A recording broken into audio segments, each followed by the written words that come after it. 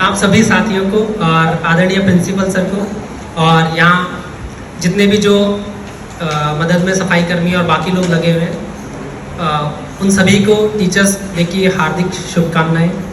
और आप सभी यहाँ आए होंगे तो सोच रहे होंगे कि सारे स्टाफ मेंबर्स को यहाँ बुलाया है तो कुछ ना कुछ स्पेशल होगा, तो आपके मन में शायद ये ख्याल आया होगा। तो उस ख्याल को मैं 2 लाइनों में आपके साथ शेयर करना चाहूँगा कि आप सभी सोच रहे होंगे कि सर ने बुलाया है तो क्या होगा कि गुलाब, ख्वाब, दवा, जहर, जाम, क्या क्या है। सारे स्टाफ मेंबर्स का सवाल है प्रिंसिपल सर से कि क्योंकि सर की तरफ से ये पार्टी है ना कि गुलाब, ख्वाब, दवा, जहर क्या क्या है, हम आ गए हैं, बताओ इंतजाम क्या क्या है। तो अब प्रिंसिपल सर की तरफ से 2 लाइनें हैं। क्या क्या है सर? क्या नाम है इसका? मिठाई का नाम मुझे नहीं पता सर। चलो जो भी है। हाँ, ढोकला, मिल्क केक, आइसक्रीम, शरबत, बहुत कुछ है। आप बैठिए तो सही, आपकी खिदमत में और भी बहुत कुछ है। ये लाइन शायद ढंग से बैठे नहीं, लेकिन फिर भी आप ताली बजाइए ताकि मुझे अच्छा लगे। तो अच्छा, मेरे से भी बहुत से टीचर्स ने कुछ चीजें सीखी है, ये तो बहुत अच्छी बात है क्योंकि लर्निंग प्रोसेस लाइफ टाइम चलने वाला है, ये मैं आपको बताऊंगा। और मैं तो बचपन से कुछ ना कुछ सीख रहा हूँ, तो आपसे जो चीजें सीखी उसके लिए आप सभी का धन्यवाद। और आप उम्मीद कर रहे होंगे कि मैं भी कोई गाना या शेर सुनाऊंगा, ऐसा नहीं है। तो मेरी इतनी अच्छी आवाज़ नहीं है कि मैं गाना सुनाऊँ आपको और यहाँ से जाने पे मजबूर करूँ, ऐसा काम नहीं करूँगा मैं। लेकिन मैं इस स्कूल में आने के बाद कुछ अपने अनुभव हैं उनको शेयर करना चाहूँगा कि मैं अक्सर कहता हूँ कि ये जो लर्निंग प्रोसेस है, सीखने की प्रक्रिया है, ये लाइफ टाइम चलने वाला प्रोसेस है। एक दिन में ना तो टीचर कुछ सीख पाए ना बच्चे सीख पाएंगे, और बच्चों के सुधरने की दर है, स्टूडेंट्स के व्यवहार में बदलाव आने की दर है, वो भी धीरे धीरे ही होनी है। अचानक से रातों रात परिवर्तन नहीं होगा कि हमने रात को सोए और सुबह देखा तो स्कूल में बहुत अनुशासन हो गया, ऐसा नहीं होगा। ये तो एक एग्जाम्पल है। तो ये लॉन्ग टर्म चलने वाला प्रोसेस है। तो अब तक 2 साल मुझे लगभग इस संस्थान में हो चुके हैं। तो इन 2 सालों में मैंने कुछ बहुत सारी चीज़ें सीखी हैं और कुछ फनी अनुभव भी रहे हैं मेरे, तो उनको शेयर करना चाहूँगा। जो मैंने सबसे पहले जो यहाँ चीज़ें सीखी हैं कि स्टूडेंट से क्या सीखा है और टीचर्स से आपस में क्या सीखा है, और उन चीज़ों को बताना चाहूँगा। तो सबसे पहले तो एक फनी मोमेंट है जो डेली मुझे आते ही दिमाग में आता है। कई बार क्या होता होगा, आप सभी टीचर्स के साथ भी होता होगा कि जो मेल स्टाफ है वो कभी बहुत अच्छे लग रहे होते हैं, कभी फीमेल स्टाफ बहुत अच्छी लग रही होती है। तो क्या होता है ना, मेल स्टाफ में तो तारीफ करें तो इतना खतरा नहीं रहता, लेकिन फीमेल स्टाफ की अगर तारीफ करें तो बहुत ज़्यादा हो सकता है मैम अदरवाइज ले लें। तो ये कई बार मन में डाउट रहता है। तो मैं फीमेल स्टाफ से पूछना चाहूँगा, अगर आपकी कोई साथी तारीफ करे, मेल टीचर, तो आपको बुरा तो नहीं लगेगा? फिर ठीक है। तो अभी आपको ये जितने भी मेल स्टाफ मेंबर है उनको ये छूट मिल गई है। अगर आपको कोई मैम उनकी साड़ी या सूट अगर अच्छा लगे तो आप बेझिझक तारीफ कर, ठीक है। और लेकिन केवल ये नहीं कि सारी मैम की तारीफ करना शुरू कर दे, कभी कभी हम भी अच्छे लग जाते, मेरी भी तारीफ करना, ठीक है। खैर अब पॉइंट पे आता हूँ। जो चीज़ें मैंने यहाँ सीखी हैं कि हाँ, एक बात और, चलिए छोड़ रहे जो मैंने कुछ बातें हैं जो यहाँ सीखी हैं कि विद्यालय में आने के बाद आप अक्सर देखते होंगे क्लास में आपका सामना बहुत सारी चीज़ों से होता है। कभी कुछ बच्चों में लड़ाई झगड़े हो गए तो आपके पास लेकर आएंगे।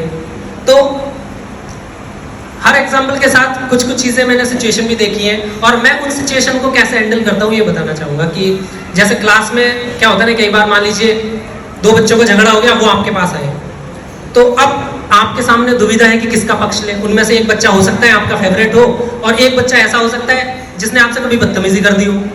तो आपके सामने दुविधा है कि किस बच्चे का पक्ष लें, जबकि आपको लग रहा है आपका फेवरेट बच्चा गलत हो सकता है। ऐसी सिचुएशन में आपको एक जो फॉर्मूला है, इसको पॉलिटी की भाषा में नेचुरल जस्टिस का कॉन्सेप्ट कहते हैं इसको। इसके 3 सिद्धांत हैं। इस बहाने मैं आपको नेचुरल जस्टिस का कॉन्सेप्ट भी बता दूंगा। हो सकता है ज़्यादातर टीचर्स को पता हो, लेकिन जिनको नहीं पता उनके लिए 3 सिद्धांत हैं। इनको आप डेली लाइफ में भी यूज़ कर सकते हैं और स्कूल के अंदर, स्कूल के बाहर भी यूज़ कर सकते हैं। और अगर आप इनका यूज़ करेंगे तो आपकी पर्सनैलिटी में निखार आएगा, ये मैं यकीन के साथ कह रहा हूँ। तो इसका पहला सिद्धांत है, दोनों पक्षों की प्रॉपर सुनवाई होनी चाहिए। मान लो 2 बच्चों में लड़ाई हुई है तो दोनों पक्षों की प्रॉपर सुनवाई।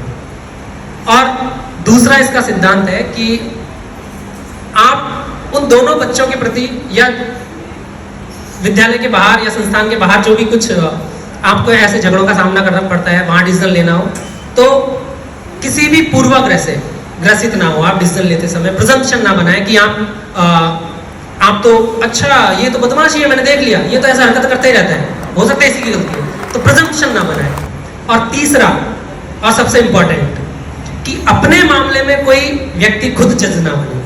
क्योंकि अक्सर क्या होता है, हम अपने मामले में तो वकील हो जाते हैं, दूसरे के मामले में जज हो जाते हैं, डिसीजन झट से सुना देते हैं, अरे हाँ उसने ऐसा ही कहा। ऐसा नहीं होता, ठीक है। तो मैंने नेचुरल जस्टिस को यहाँ पे व्यवहार में इम्प्लीमेंट किया है और लगातार प्रयास कर रहा हूँ कि बच्चों के ऐसी समस्याओं का समाधान करते समय इन बातों का ध्यान रखूँ। तो आप देखेंगे हमारी जुडिशरी में भी ये सारे कॉन्सेप्ट फॉलो किए जाते हैं। इसके अलावा दूसरी चीज़ जो मैंने सीखी है, क्योंकि ये सारी बातें याद नहीं रहती, तो मैंने अपने आईपैड में नोट कर ली है ताकि एक एक करके सीक्वेंस वाइज बता सकूं आपको। आपने देखा होगा कि हमारे विद्यालय में लगभग सभी धर्मों, सभी जातियों के लोग हैं।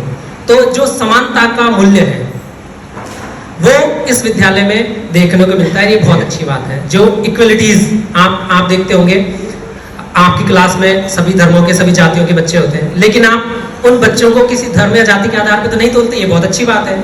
और मैंने देखा है इस स्कूल के सभी जो अध्यापक हैं वो इस मामले में, इस स्कूल में समानता के मूल्य को बढ़ावा देने में अपना महत्वपूर्ण योगदान दे रहे हैं। इसके लिए सभी अपने लिए एक बार जोरदार तालियां बजा सकते हैं।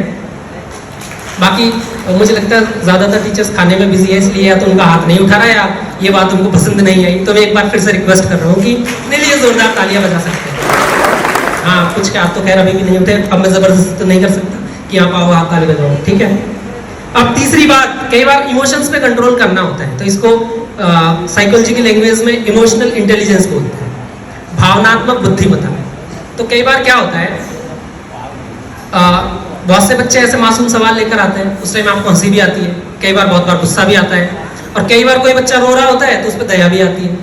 तब उस टाइम आप अपने इमोशंस को कैसे कंट्रोल करें।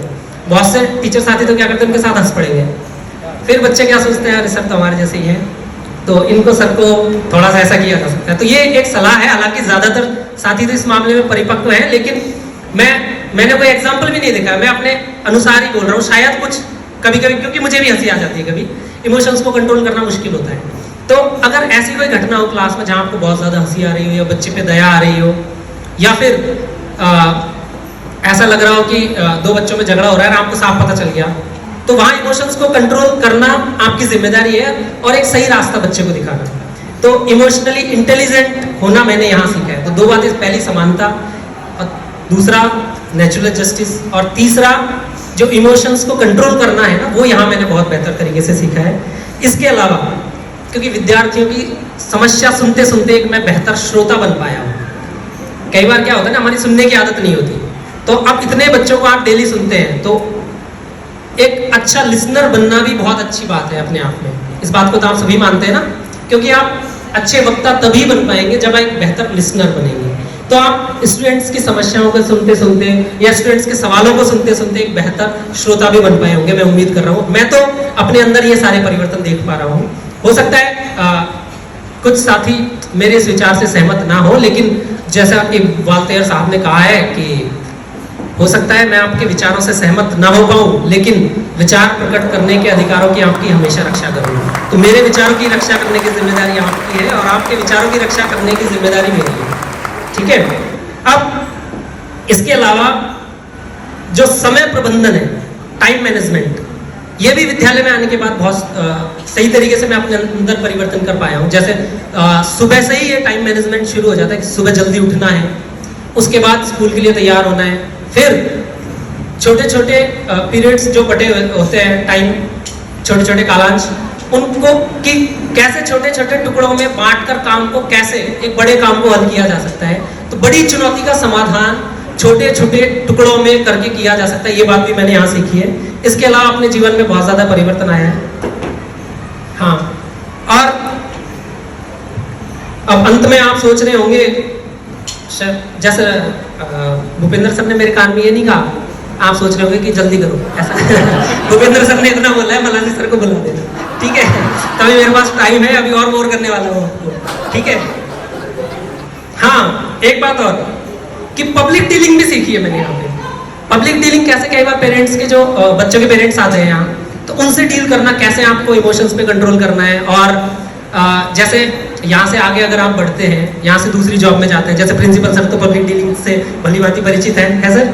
जैसे आपके सामने तो पेरेंट्स आते होंगे, तो कैसे उस टाइम आपको इमोशंस को कंट्रोल करना है और पेरेंट्स की अच्छे से काउंसलिंग करनी है, ताकि बच्चा घर पे भी अनुशासित रहे स्कूल से जाने के बाद।